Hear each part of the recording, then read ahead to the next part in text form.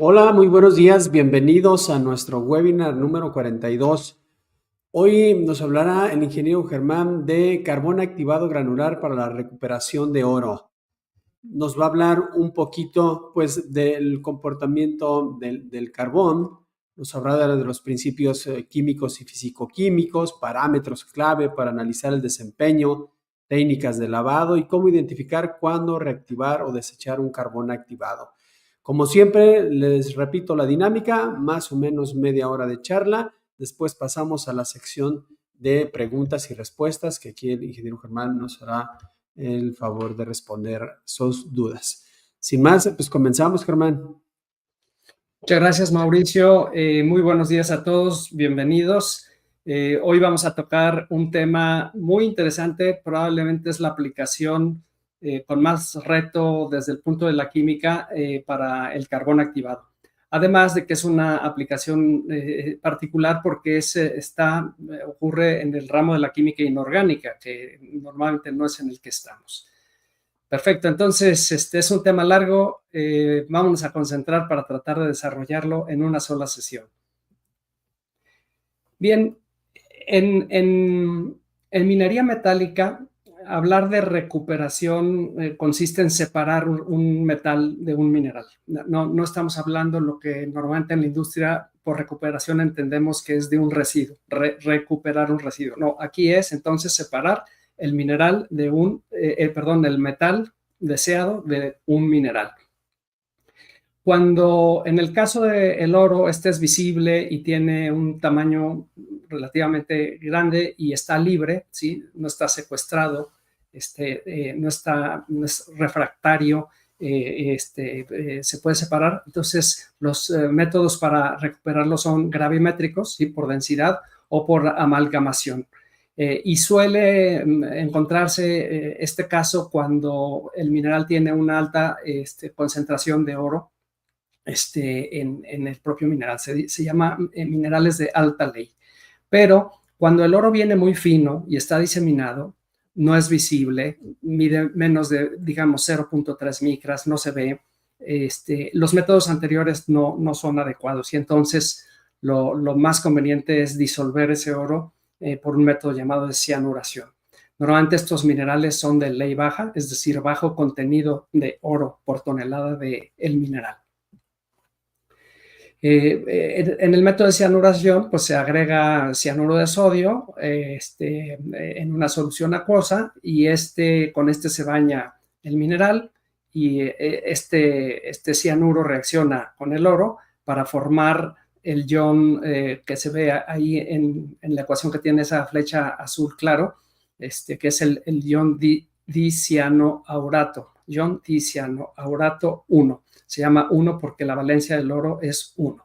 En el ramo de la metalurgia y de la minería normalmente le llaman ion aurocianuro, simplemente porque se pronuncia de manera más sencilla, pero es ese ion el que se forma ahí. Y es una molécula lineal, es así como una flechita, como se ve a la derecha de la flecha azul clara. Y aurocianuro se puede recuperar de diversas maneras, pero una de ellas es con carbón activado. Es absorbible, aunque estamos acostumbrados a que lo que se absorbe en carbón activado suele ser materia orgánica, compuestos orgánicos. Aurocianuro, es absorbible en carbón activado, pero algo además muy interesante es que es desorbible in situ, es decir, con un método particular, ahí en el lugar, en la mina, se puede desorber y separar, recuperar del carbón activado. Este método de cianuración es lo que en ingeniería química se conoce como una operación unitaria llamada extracción sólido-líquido o lixiviación, ¿sí? Operación unitaria de extracción. Y existen varios procesos en que se aplica la cianuración, como se mencionan ahí. Ahorita les digo lo que son. Eso que dice SIP, SIL, heap leaching. Bueno, lo que se llama SIP es el carbon in pulp, es carbón en pulpa, SIL, carbon in leach o carbón en lixiviación y HL, heap leaching, lixiviación en pilas. Es el mismo proceso, es cianuración, pero es una manera diferente de aplicar el carbón activado. Acuérdense, cuando vamos a recuperar este aurocianuro con carbón activado, este se aplica de manera diferente.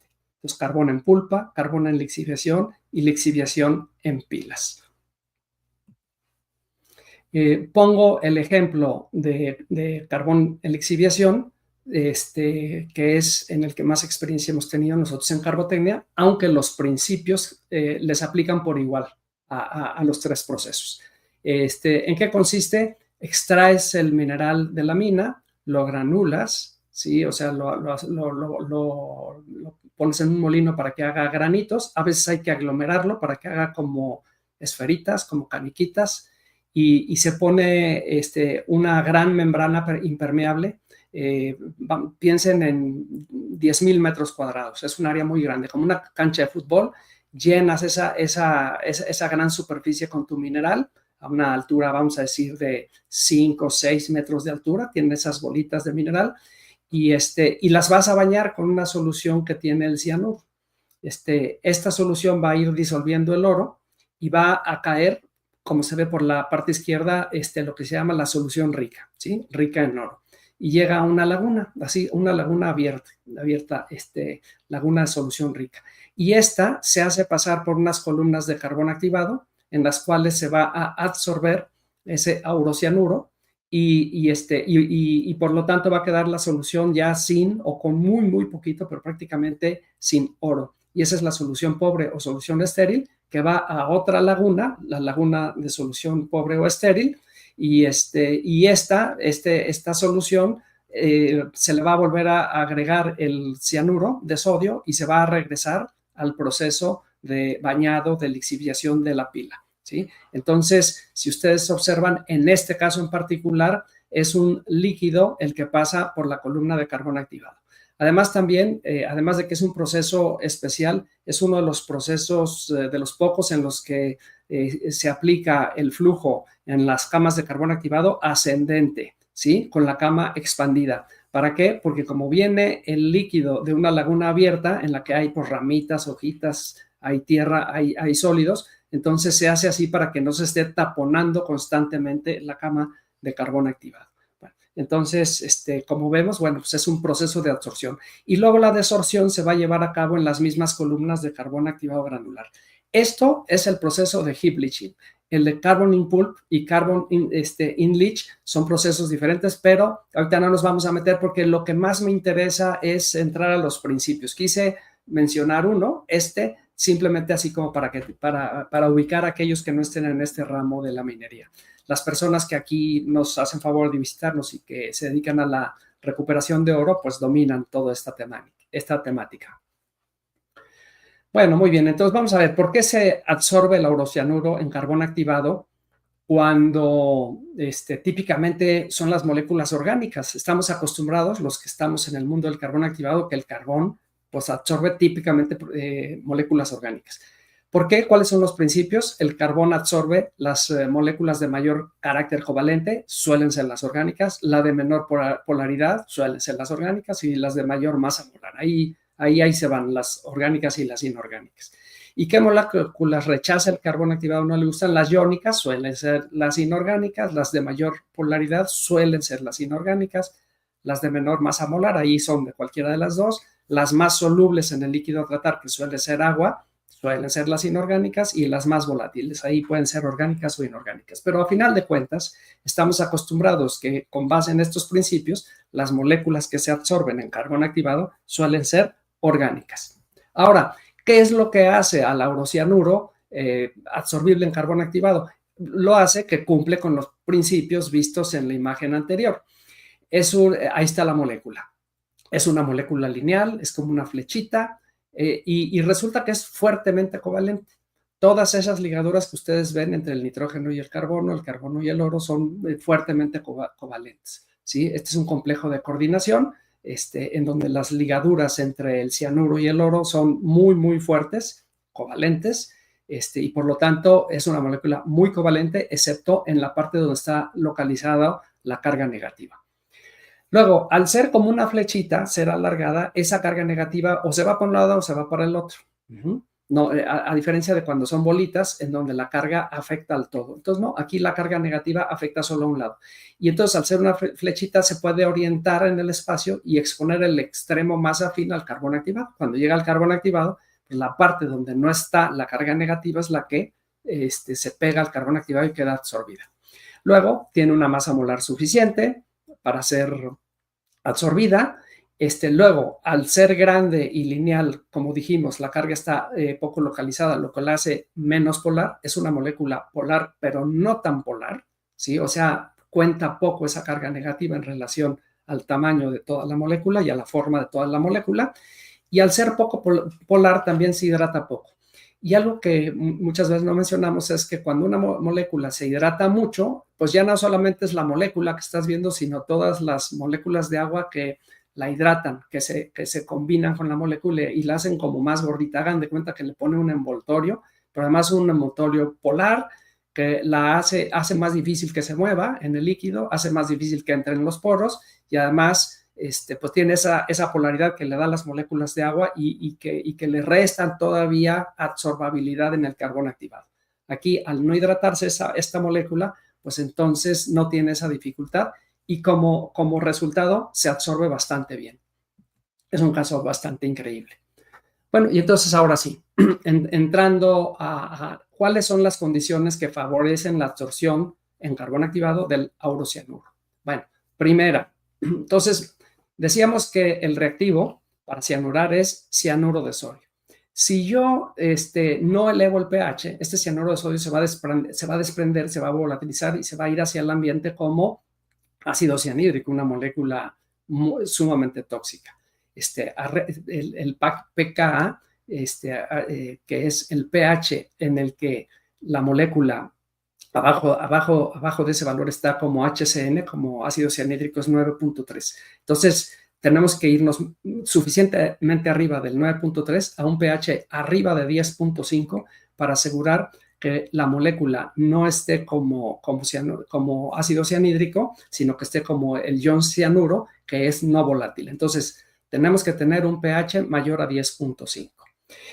Sin embargo, se suele tener pH de 10.5 a 11, a lo mejor a 11.5, y no mayor. Si es mayor, al cianuro no le pasa nada, pero cuesta elevar el pH. Acuérdense que es masa, hay que agregar un álcali y además a un pH demasiado elevado, vamos a decir arriba de 12, se incrusta de manera muy particular el carbón activado, lo cual no es bueno, ¿sí?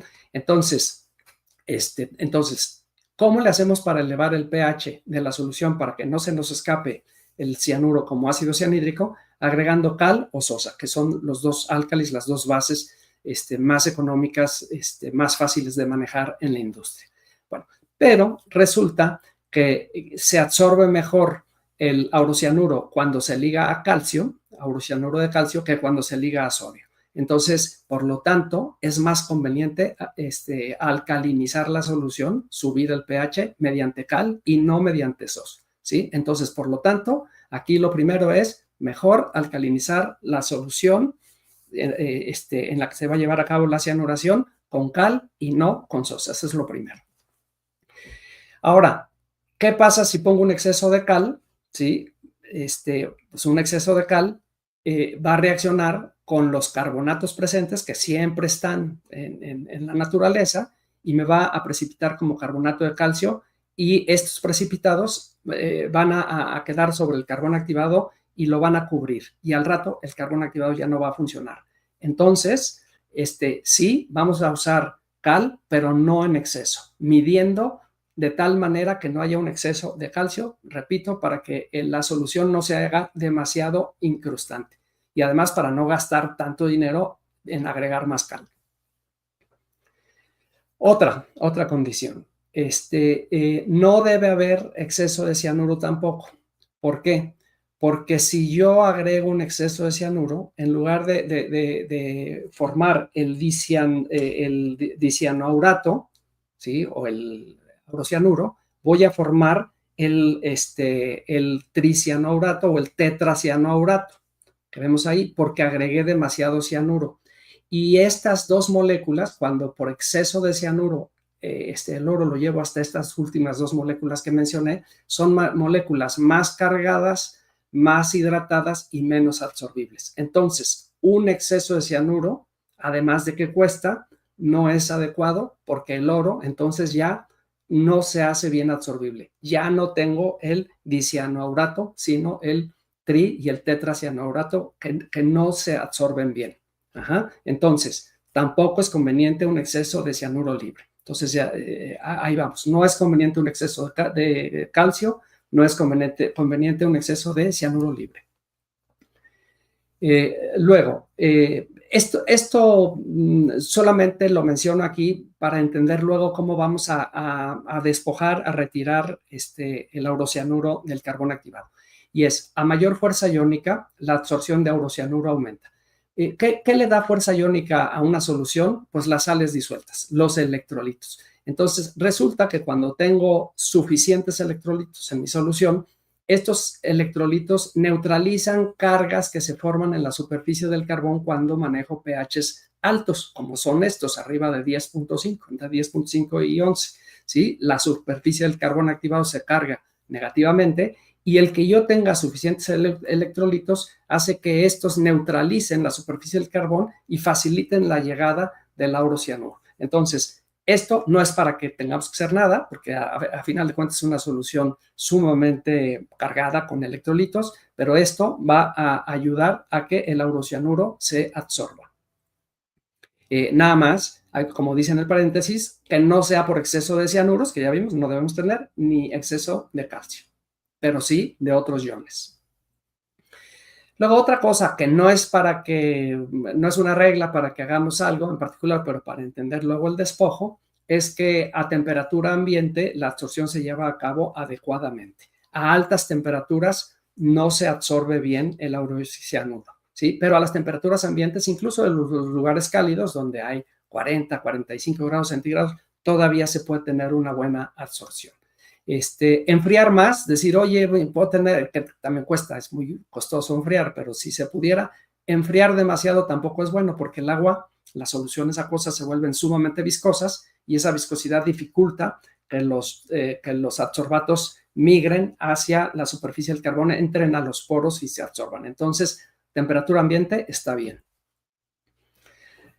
Luego, la presencia de cobre. Miren, la presencia de cobre no es buena, porque el cobre le compite, también forma dicianocuprato, o sea, igual que el oro forma dicianoaurato, el cobre forma dicianocuprato, que es muy absorbible y le compite al dicianoaurato o aurocianuro. Entonces, la presencia de cobre no es buena. Solamente que hubiera un exceso de cianuro, pues también se forma el tricianocuprato y el tetracianocuprato, esas otras dos sales que se van abajo, que son poco absorbibles. Pues sí, pero también entonces voy a formar el tri y el tetracianoaurato, que tampoco es absorbible. Entonces, no, esto no se resuelve agregando más cianuro. Ya vimos que no es deseable. Sin embargo, cuando hay la presencia de cobre, la empresa que hace la cianuración debe tenerlo claro porque dicianocuprato le va a competir al aurocianuro, ¿sí? Igual dicianoaurato le va a competir y por lo tanto hay que aplicar algunos cambios en el método de despojo para que ese dicianocuprato que le está compitiendo al dicianoaurato lo podamos retirar sin perder el oro que ya se ha atrapado y veremos que hay manera de hacerlo. ¿Sí? Lo vamos a mencionar un poquito más adelante, pero aquí simplemente es mencionar que cuando hay presencia de cobre, pues digamos que no es lo más deseable, ¿sí? No es un desastre, hay que hacer algo más, pero no es deseable. Luego también no es deseable la presencia de materia orgánica porque resulta que aunque el aurocianuro es absorbible en carbón, cuando hay materia orgánica, la materia orgánica casi siempre es más absorbible que el aurocianuro. Entonces, la presencia de materia orgánica tampoco es deseable. ¿Y qué hacer cuando hay presencia de materia orgánica? Siempre hay una solución que podemos encontrar, y nada más que hay que saber que nos va a costar más, o sea, va a tener un costo económico y vamos a tener que estar más concentrados porque esa presencia de materia orgánica le está compitiendo al aurocianuro. Esta materia orgánica puede venir de la propia naturaleza o a veces son los mismos químicos de flotación que se usaron en la mina. Hay muchas minas en las que ya se beneficiaron, ya se sacó el oro por los procesos gravimétricos y quedaron los jales, que son los residuos. Ahí sí son los residuos del mineral. Y estos residuos todavía tienen ley, tienen concentración de oro que se recupera con cianuración. Y los químicos que se usaron para flotación, para facilitar el proceso gravimétrico de separación de las pepitas de oro, las grandecitas, a veces queda ahí presente y esa materia orgánica le va a competir al aurocianuro. Entonces, bueno, nada más hay que saber que si está presente, pues es una variable más que tendremos que cuidar y que no significa que sea desastrosa, simplemente tendrá un costo. Perfecto, pues entonces ya vimos todo lo que favorece la absorción y lo importante es entender el principio. Y ya, si el proceso que tienes es un carbon in pulp, carbon in leach o heap leaching, cualquiera de los tres, pues aplican los mismos principios en los tres y es nada más concentrarse, analizar cada caso para ir resolviendo estos parámetros y ajustarlos para tenerlos de tal manera que mi proceso sea lo más eficiente posible. Y ahora, la desorción. Ahora sí, ya tenemos nuestro carbón cargado. Hay una cierta cantidad máxima en la que se considera que ya el carbón ya hay que despojarlo. Por ejemplo, en el proceso de heap leaching, cuando el carbón tiene ya una concentración en gramos de oro por tonelada de 10,000 veces la concentración de oro en la solución también en gramos por tonelada, 10,000 veces, normalmente es el punto en donde ya hay que mandar despojar el carbón, porque si no lo hacemos va a estar dejando pasar valores de oro a la laguna de la solución estéril, de la solución pobre, y cuando se va hacia ahí es pérdida del oro. Entonces, necesitamos en el punto adecuado ir al despojo o la desorción. Y bueno, es parte del trabajo que hacemos los proveedores de carbón activado, que nos gusta no solamente proveer, sino la ingeniería y meternos para acompañar a nuestros clientes, buscar cuál es ese punto óptimo. Pero resulta que antes de despojar, en este caso particular, en el que la solución tiene tantos electrolitos que luego precipitan, que es necesario en esta aplicación un prelavado ácido. Es necesario para eliminar incrustaciones del carbón, que como decíamos, hay que evitarlas, por ejemplo, no teniendo exceso de calcio, pero siempre hay incrustaciones, entonces un lavado ácido es importante para mantener el carbón no envenenado, no recubierto de incrustaciones, y también porque el lavado ácido convierte el dicianourato de calcio en dicianourato de sodio, que es menos absorbible. ¿Se acuerdan? Que decíamos, es mejor alcalinizar con cal porque se fija mejor el dicianourato de calcio que el de sodio. Bueno, al hacer el lavado ácido, intercambiamos y convertimos el dicianourato de calcio por dicianourato de sodio, que es más fácilmente despojable. Este lavado ácido se puede hacer con ácido clorhídrico o con ácido nítrico. Suelen usarse concentraciones en ambos casos de 3 a 5%. Se usa más el ácido clorhídrico. Suele ser más económico, más disponible, el manejo es más sencillo. Y luego, si se hace a temperatura ambiente este lavado ácido, el ácido disuelve el calcio y el zinc y cierta cantidad de materia orgánica que hay en la superficie del carbón, solo una parte, no toda, no lo hace con mucha eficiencia, pero es calcio y zinc. Pero si además tenemos níquel, sílice, hierro, entonces es necesario hacer el lavado ácido arriba de 80 grados centígrados porque arriba de esa temperatura estos ácidos también disuelven los tres elementos que acabo de mencionar, ¿sí? Entonces, dependiendo las condiciones particulares de mi mina, haré el lavado ácido a temperatura ambiente o a alta temperatura.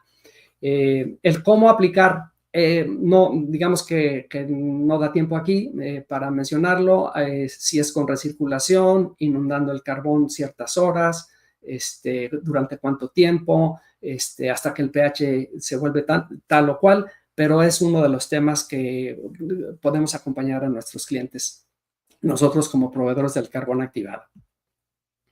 También el lavado ácido es para eliminar la sílice, que casi siempre está presente, porque cuando queda sílice en el carbón, Si ese carbón, después al final veremos que el último paso es reactivarlo, cuando ya el despojo ya no lo deja bien el lavado ácido y el despojo no son suficientes, hay que mandarlo a reactivar. Si tú no le quitaste la sílice, esta se convierte en vidrio a las temperaturas de reactivación.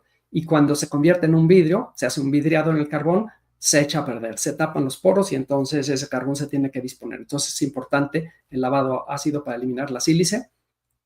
Y hay que tener mucho cuidado, en los lavados ácidos se van a desprender vapores de ácido cianhídrico, que como decíamos es esa molécula sumamente tóxica, entonces tener las precauciones.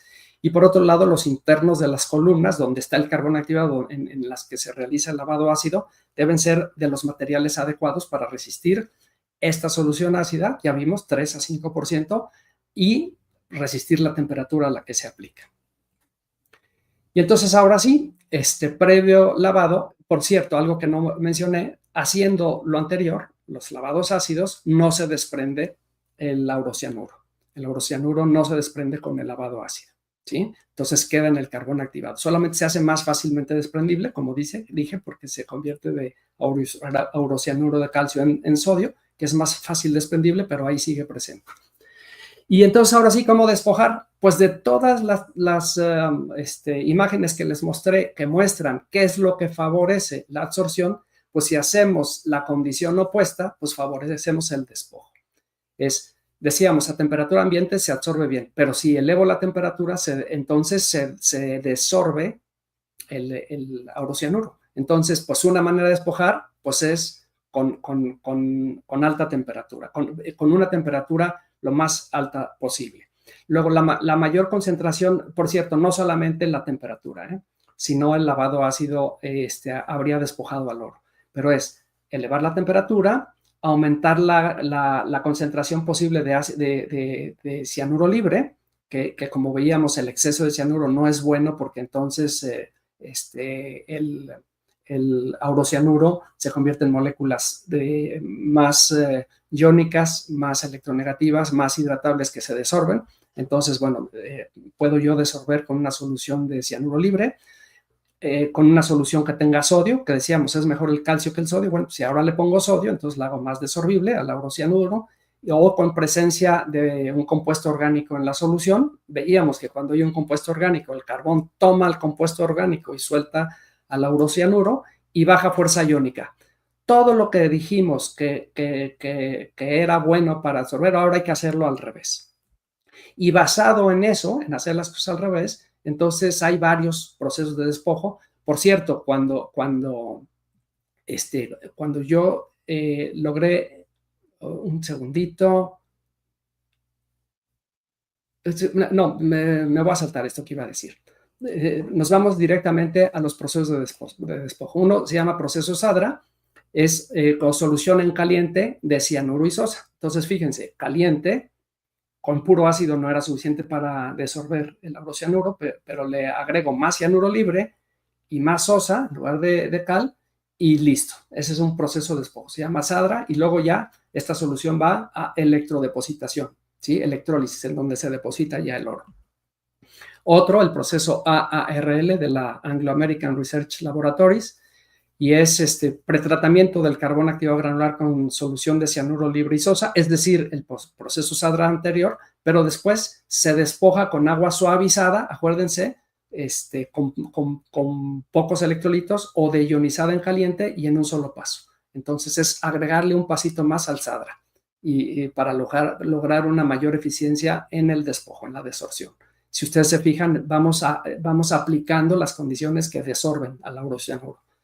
Y otra es modificando uno de los procesos anteriores, como agregando un solvente orgánico, típicamente es etanol, pero también puede ser acetona o acetonitrilo, y con esto todavía eficientamos más el proceso de despojo. Entonces, bueno, ahí están, no son todos, son algunos de los procedimientos de despojo que hay. Ahora, ¿cuándo reactivar el carbón activado? Porque hasta donde vamos, yo estoy utilizando mi carbón en proceso de absorción, lavado ácido, despojo. Absorción, lavado ácido, despojo, y le voy dando vueltas. Pero lo que sucede es que conforme la materia orgánica se va acumulando en el carbón activado, tanto los procesos de lavado ácido que decíamos eliminan un poco la materia orgánica, pero no completamente, y los procesos de despojo no la eliminan, esa materia orgánica se va quedando en el carbón. Entonces, ¿qué va sucediendo? Que conforme avanzan el número de ciclos de uso, el 1, el 2, el 3, el 4, el 5, cada vez el carbón es menos capaz de absorber cantidades de oro. ¿Por qué? Porque la materia orgánica va restándole esa capacidad. Entonces hay un punto en donde hay que reactivar el carbón. ¿En qué consiste? Pirolizar y gasificar las moléculas orgánicas que no se eliminaron en los lavados ácidos ni con el despojo, ¿sí? Y esto se logra en un horno a 700, 800 grados centígrados, en una atmósfera que no sea demasiado oxidante, porque si no, pues entonces también se pierden las placas grafíticas.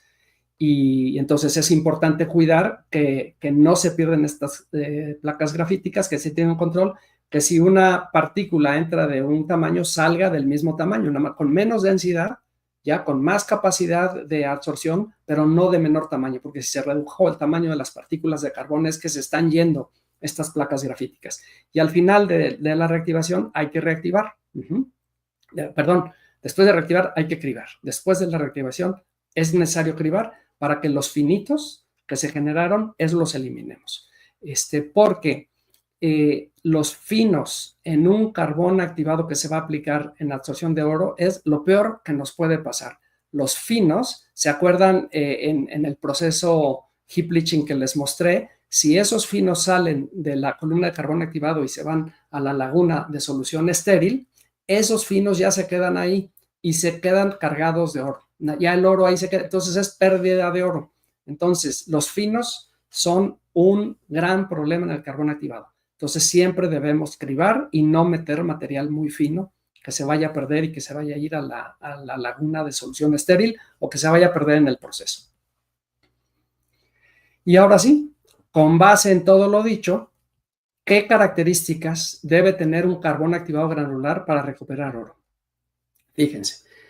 Primera, carbón eminentemente microporoso. ¿Por qué? Porque resulta que la molécula, la de aurocianuro o dicianoaurato, que es lo mismo, es un ion muy pequeño y por lo tanto se absorbe mejor en poros pequeños. Entonces esto nos indica carbón de concha de coco, ¿sí? Porque regreso del aurocianuro es un complejo muy pequeñito, es un compuesto muy pequeñito y por lo tanto se absorbe mucho mejor en microporos.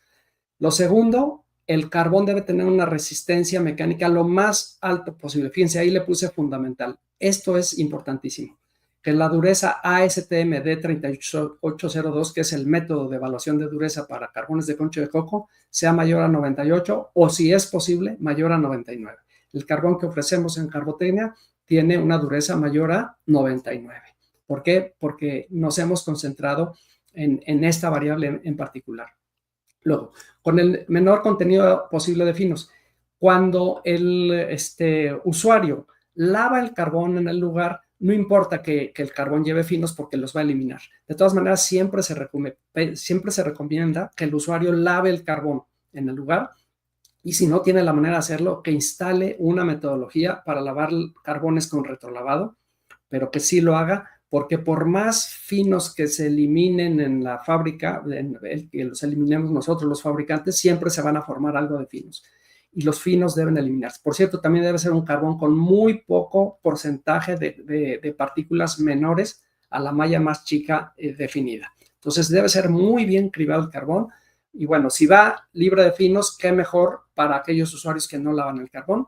Área superficial, fíjense, tenemos aplicaciones en las que es importante número de yodo de 1300, 1200, 1100. En este caso, no conviene un área superficial mayor a 1000 metros cuadrados por gramo, que más o menos es un número de yodo de 1000, porque si subes el número de yodo, bajas la dureza. Entonces, en este caso en particular, se ha visto que 1000 metros cuadrados por gramo es más que suficiente y que no atentas contra la dureza. Luego, en el caso del heap leaching, en donde se aplica el carbón en columna, se llama carbon in column, el carbón en columna, la mayor densidad posible para poder operar con pequeños granulitos en flujo ascendente sin que los granulitos salgan volando porque tenga alta densidad. Esto también apunta a concha de coco. Y el menor tamaño de partícula posible. ¿Por qué el menor tamaño de partícula posible? Porque lo hemos visto en algunos webinars que hemos tenido. Mientras más pequeñas son las partículas de un carbón, aunque sea el mismo, pero más pequeñas, el carbón trabaja con más cinética, ¿sí? Y esto es muy importante en absorción de oro, que el carbón granular haga su trabajo con rapidez, sobre todo en el proceso de heap leaching, en el que se aplica el carbón en una columna, carbon in column. En estos procesos, en todos los procesos de aplicación de carbón activado para recuperación de oro por cianuración, como la cinética es relativamente lenta y la importancia de aprovechar al máximo al carbón activado es fundamental, suelen instalarse 2, 3, 4 o más columnas en serie, con una columna siempre libre para sustituir la primera columna de la serie, que es la más saturada. Entonces se suele hacer esto, que es solamente una imagen, un ejemplo, es instalación de columnas, varias columnas en serie. En todo este tipo de procesos es importante hacerlo así para obtener la mayor eficiencia del carbón activado. Y luego, preparación del carbón activado. Cuando el carbón activado ya está en la mina, siempre vale la pena inundar el carbón activado durante 48 a 72 horas porque es el tiempo en que tardan en liberarse las burbujas. De hecho, para liberarse completamente se necesitan unas 72 horas. Entonces, inundarlo en agua previamente es muy bueno. No poner el carbón y echarlo a trabajar de inmediato, porque entonces los primeros 2 días vas a tener un carbón con poca eficiencia. Y luego, como mencionaba, en segundo lugar, retrolavar, o sea, poner una columna con flujo de retrolavado que provoque la expansión de cama, porque es la mejor manera de limpiar un carbón activado, quitarle los finos. Los finos, que repito, pueden llegar a ser hasta 5% de un carbón. Nosotros, en nuestro caso, Carbotecnia, intentamos que no lo sea, que sea un carbón muy bien cribado, pero un carbón típico de la industria puede tener hasta 5% de finos. Imagínense perder ese 5% de finos con valores de oro. Es un problema gravísimo que tiene un altísimo costo en esta aplicación. Entonces, el retrolavar en el lugar, el instalar un equipo de retrolavado que es muy sencillo, son unas columnas baratas con una bomba y con agua que se está recirculando. Se puede reutilizar en alguna otra aplicación, pero es agua, simplemente agua, que es barata, se puede limpiar muy bien el carbón activado y esto es muy bueno en esta aplicación.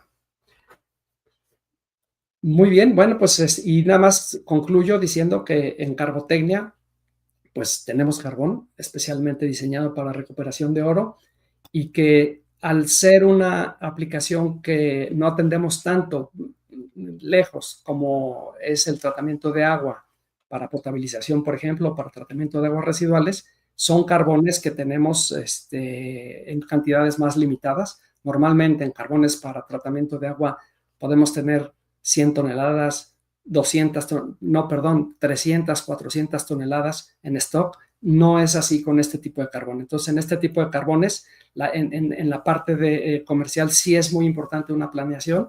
Aquellos de ustedes que estuvieran interesados en que hiciéramos un contacto, mandarles muestras, a lo mejor tener alguna reunión virtual para ver condiciones de aplicación y hacer una planeación si les interesara el carbón, que yo creo que es un carbón sumamente competitivo por la cuestión de inventarios. Muchas gracias. Perfecto, muchas gracias, Germán. Oye, me están recordando aquí que las granulometrías típicas es 6x12, 6x16. Son las dos más típicas que utiliza la industria minera. Nosotros tenemos 6x12 típicamente porque es el que más nos piden, pero sí decirles que cuando puedan migrar a 8x16 o 6x16 es mucho mejor. No tenerle miedo a la migración, hacer un análisis de su proceso particular. Les platico una anécdota. En México, cuando empezamos en el mundo del carbón activado aquí en 1988, todo el carbón granular que se aplicaba era 8x30. Y fuimos enseñándole a la industria que el 12x40, que son más pequeñitos, al tener más cinética, para fines prácticos tienes más rendimiento. Entonces, en la industria de recuperación del oro, en la minería metálica, vale mucho la pena estudiar en sus casos particulares si pueden meter un carbón más pequeño. Algunos clientes lo han hecho y están muy contentos con los resultados. Muy bien. Germán. Pues pasamos a la sección de preguntas. Nos dice Susana Navarro, la voy a poner aquí, dice, perdón, ¿es adsorbible o absorbible? Susana, es adsorbible con D de dedo, de adherir, absorción, adherir. Absorción sería un líquido que absorbe un gas en química. Entonces sería con D de dedo. ¿Sí? Cuando una molécula se pega a una pared, por fuerzas de Van der Waals, es una adhesión, como de adherir, adhesión, y es absorber. Muy bien. Nos dice también por acá Cristian Pacheco, nos dice, ¿qué efectos de metales intercambiantes de cobre, zinc, fierro han observado sobre la selectividad por AU, que es oro, y cómo mitigarlos? Sí, definitivamente, Cristian, estos tres metales que mencionas aquí le van compitiendo por ferrocianuro o cianuros de cobre, de zinc. Sí, como vimos, el caso del cobre le compiten al del oro. Definitivamente no son positivos. Sin embargo, hay manera de lidiar con este problema desorbiéndolos en condiciones en las que no se desorbe el aurocianuro, pero sí estos cianuros de estos compuestos. Entonces, son negativos, Cristian, pero hay que resolverlos, hay que atacarlos para mitigarlos y que el proceso sea competitivo, que sea rentable. Muy bien. Por acá, Yonue Montes de Oca nos dice, ¿el agua de los retrolavados también se manda a la laguna de solución pobre? Yo diría mejor no.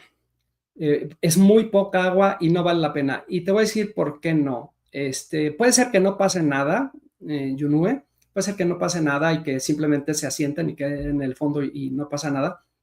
Pero lo que sí es que si llegaran aurocianuro que se hubiera fugado de las columnas de carbón activado y llega a esa laguna de solución estéril, el carbón los absorbería y ya no estarían libres para regresar al proceso. Entonces, mejor no, Yunue. Mandarlos a otro destino. Es agua con carbón, nada más. Es un agua muy limpia que tiene nada más polvito de carbón. Perfecto. Carlos Javier Escudero nos dice, en el lavado ácido del carbón para quitar el sílice, ¿afectaría la característica absorbente del carbón si se usa por un porcentaje mayor al 5%? No, para nada. No, Carlos Javier. Ese 3 a 5% de ácido, pues es lo típico, digamos que es un dato estadístico, porque en esas concentraciones se ha visto que las soluciones de estos ácidos ya son suficientemente solubilizantes de los compuestos inorgánicos, pero si alguien usa una concentración mayor, al carbón no le pasa absolutamente nada, no tiene ni un efecto en el carbón. Muy bien. Aldo Hernández nos pregunta, Germán, ¿la presencia de hierro podría formar complejos que compliquen o compitan la absorción del complejo con oro? Sí, así es, Aldo. Como mencioné, el hierro, el zinc, el cobre y otros, sí le compiten. Por cierto, también la plata se puede recuperar con este método de cianuración. Y la plata sí se comporta más parecido al oro. ¿Sí? Forma complejos más estables que los demás y más absorbibles. Entonces, yo puedo desorber todos estos compuestos, Aldo, ¿sí? Antes de desorber el oro. El oro es más estable y más absorbible, pero también la plata, ¿sí? Los cianuros de plata. Perfecto. Alfredo Mesa nos preguntaba qué malla se está definiendo, pues creo que es lo que ya comentaste, Germán. Ajá. Mucho gusto. las paso aquí para que no nos digan que no las leemos. También Daniel Gutiérrez nos decía, ¿qué mesh es la recomendable utilizar? Ya lo Y comentaste. quisiera insistir Ujú. en irnos a las partículas más pequeñas posibles que no les den problemas. Miren, lo hemos hecho ya con algunas mineras, ¿eh?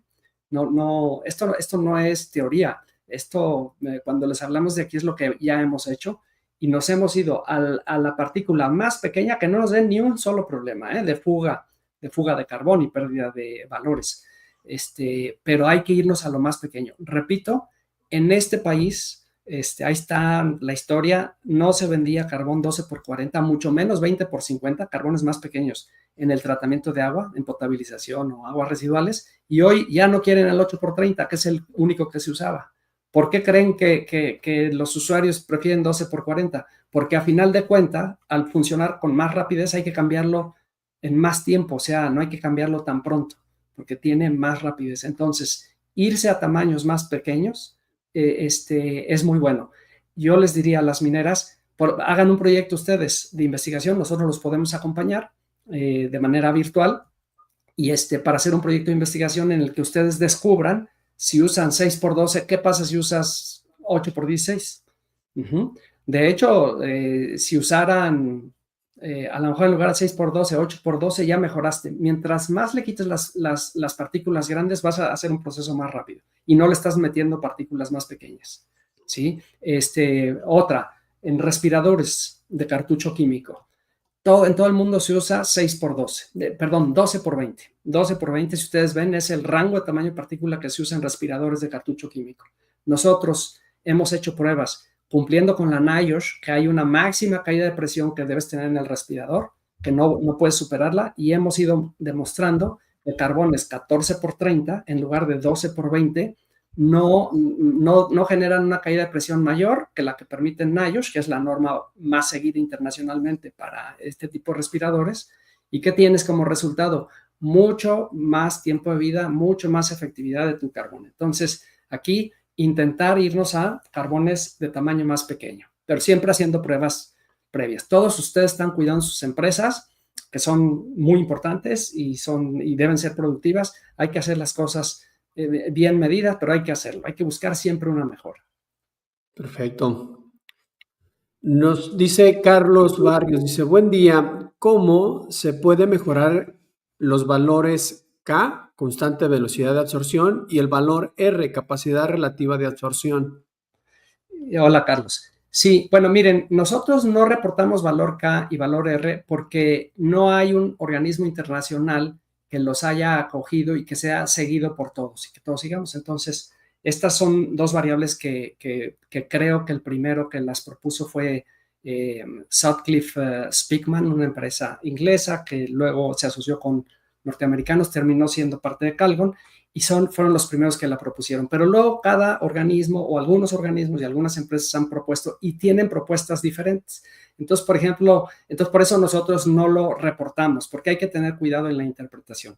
El valor K que más he visto yo el valor K es la capacidad de absorción en el equilibrio y el valor R es la velocidad, la cinética de absorción. Entonces, el valor K, pues es con una isoterma, como hemos visto, si ven el webinar que dimos sobre isotermas, ahí está cómo calcular una isoterma y así se hace.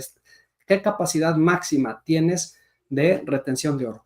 Y el valor R, en nuestro caso, lo hacemos con pruebas dinámicas, es decir, ponemos una columna con el carbón granular y hacemos pasar la solución a una velocidad. ¿A qué velocidad? A la velocidad a la que va a pasar la solución por la cama de carbón activado, hablando de carbon in column. Y, por ejemplo, Carlos, si disminuyes el tamaño promedio de las partículas del carbón, tú vas a ver que el valor R sube mucho. Es un ejemplo de eso. Y ahora, si tú comparas dos carbones con la misma granulometría, la misma distribución de tamaño de partícula, pues entonces el mejor será el que te dé mayor velocidad. Es decir, ¿cómo sabes cuál es el que te da mayor velocidad de absorción? Tú empiezas a correr tu prueba y estás analizando valores de oro a la salida. El carbón que te dé valores de oro primero a la salida es el más lento, es el que tuvo menos cinética.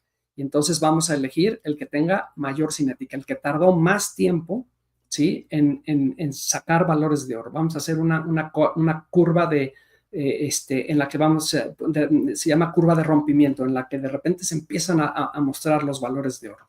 Entonces es con pruebas dinámicas, Carlos. Pero, repito, como cada organización tiene una definición, hay que ver cuál es la que estás siguiendo tú. Si tú gustas, Carlos, que veamos la técnica con la que tú analizas valor K y valor R, con mucho gusto hacemos una videollamada y planteamos la prueba para que tú la puedas hacer en tu mina. Muy bien.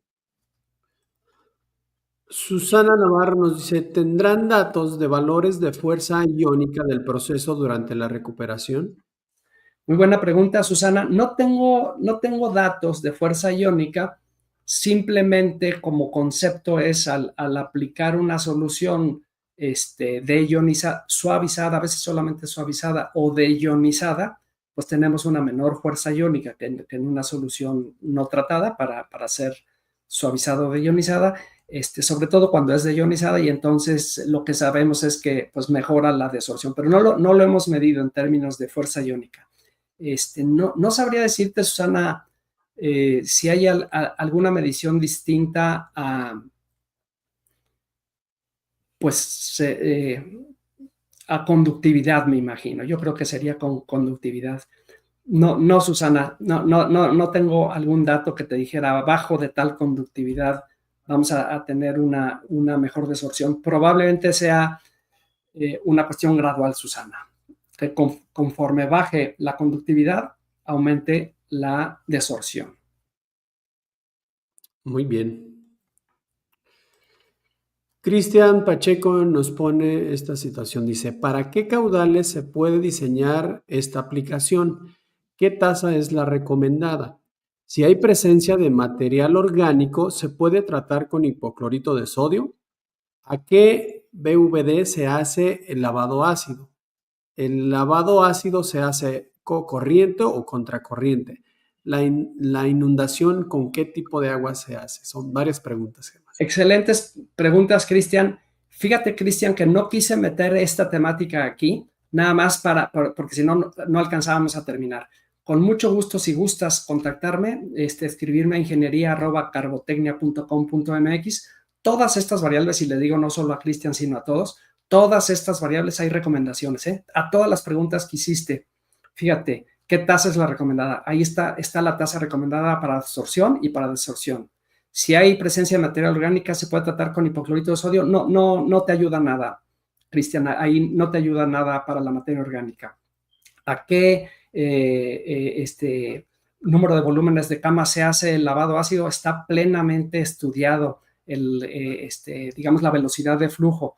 También a veces se deja inundada la cama de carbón en ácido ciertas horas. Todo eso ya está estudiado, y no por nosotros, por los mismos mineros. Con mucho gusto te compartimos los datos que tenemos. El lavado ácido se hace a cocorriente o a contracorriente, también ya está estudiado eso, cuál es el que conviene.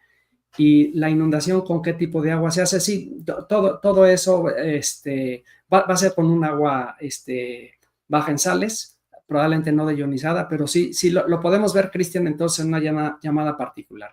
Si viéramos que hubiese interés de parte de varios de ustedes en entrar, fíjense, estas preguntas interesantísimas que hace Cristian, que se ve que es un experto, bueno, se ve que trabaja en esto y que es su especialidad.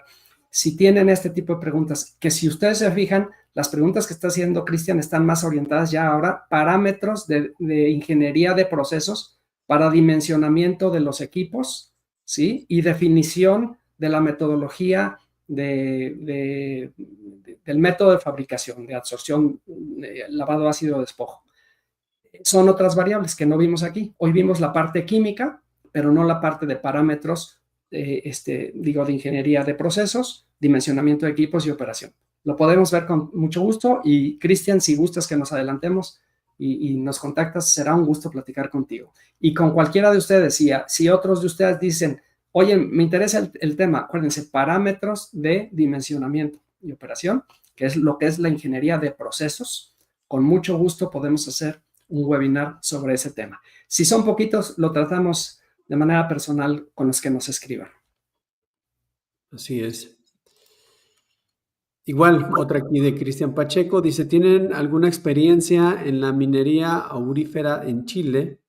¿Se puede implementar un sistema piloto a escala laboratorio y semi-industrial? Cristian, no tenemos experiencia. Fíjense, en minas sí hemos atendido algunas en el extranjero, pero más bien ha sido en México, pero en Chile ninguna. Entonces no tenemos esa experiencia y con mucho gusto, Cristian, podemos hablar y claro que sí, implementar un sistema piloto, no te cuesta, que nosotros te demos acompañamiento y con mucho gusto le damos seguimiento contigo. Ajá, para ir buscando los parámetros más adecuados de aplicación. Con muchísimo gusto, Cristian. Perfecto. José Santos igual preguntaba de un estudio realizado en Chile, pues ya lo respondiste. Uh-huh. Y por último tenemos esta pregunta de Alfredo Mesa, dice, ¿la conductividad es proporcional a la fuerza iónica? Así es, Alfredo. Sí, como lo mencioné, efectivamente, va a ser una manera como muy fina de medir la fuerza iónica y en niveles muy bajos de conductividad se usa la resistividad, que es el inverso de la conductividad. Es exactamente, ¿sí? Si microsiemens sobre centímetros, el inverso megohm por centímetro, es multiplicación por centímetro. Y sí, efectivamente, Alfredo. Perfecto. Pues hasta ahí fueron todas las preguntas, Germán. ¿Quieres agregar algo antes de cerrar? Pues nada más que será un gusto atender a nuestros amigos mineros, tanto en México como en el resto de América Latina. Será un gusto y acompañarlos. Les soy honesto, la aplicación que más me motiva a mí es la de tratamiento de pacientes con intoxicación aguda, porque es una cosa humana como muy profunda y estar enfrente de una persona intoxicada es algo muy fuerte y verlo que se cura un niño, por ejemplo, que se cura y que se recupera es algo increíble. Pero probablemente esta es la segunda más retante que, bueno, a mí se me hace fascinante esta aplicación. Entonces, en lo que los podamos acompañar, será un gusto. Y recordar que hay muchos servicios que no cobramos, que son parte de nuestra actividad para realizar las ventas. Hay unos que sí, cuando ya hay que intervenir, ir, etcétera, montar pruebas en carbotecnia, pero decirles que será un gusto poderlos acompañar y siempre, pues simplemente compartiéndoles lo que sabemos, siendo muy claros en nuestros límites, lo que no sabemos, y si ustedes no saben algo que nosotros tampoco, por lo menos sí ayudarles a investigar desde el punto de vista de los carboneros, ¿sí? Nuestro acceso a esto, no somos especialistas en nada, ni en toxicología, ni en potabilización, y mucho menos en recuperación de oro, pero sí desde el carbón activado nos corresponde investigar. Nosotros tenemos relación, la verdad es que cada vez con más investigadores, eso ha sido muy, muy interesante, con centros de investigación y universidades, que cada vez estamos con más. Al principio era en España nada más, hoy estamos ya en México, muy relacionados, y siempre hay grupos de investigadores de todo tipo de organismos y universidades públicas y privadas con los cuales siempre podemos profundizar. Así es. Pues muy bien, agradecemos a todos su presencia en esta capacitación, en este webinar. Y pues por ahí nuestros compañeros de Mercadotecnia les estarán enviando las invitaciones para los próximos webinars. Todavía nos faltan algunos para el cierre del año, así es que estén atentos. Y si quieren conocer de otros temas de los que se han hablado, visiten nuestro canal en YouTube. Ahí están todos los webinars que se han dado a través de este año y desde el año pasado que iniciamos. Pues sin más, muchas gracias. Gracias, Germán. Muchas gracias a todos y gracias a ti, Mauricio. Hasta luego.